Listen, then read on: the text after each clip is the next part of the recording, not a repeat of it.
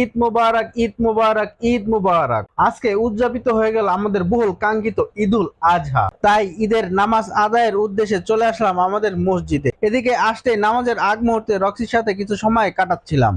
তারপরে নামাজ শেষ করে রওনা দিয়ে দেই বাসার দিকে।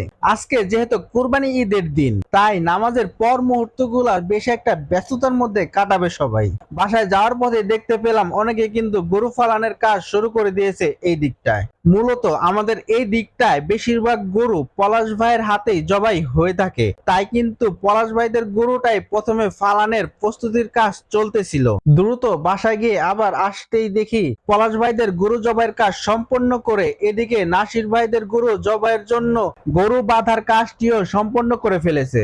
ওই দিক শেষ হতেই সবাই চলে আসে আল ভাইয়ের গরুর এই দিকটায়। আওয়াল ভাইয়ের গরু জবাই শেষ করে পাশে তার চাচার গরু বাঁধার কাজে লেগে পড়ে সবাই। এইভাবেই একে একে আমাদের এই পাড়ার সবগুলা গরু জবাইয়ের কাজ সম্পন্ন করে থাকে আমাদের পলাশ ভাই।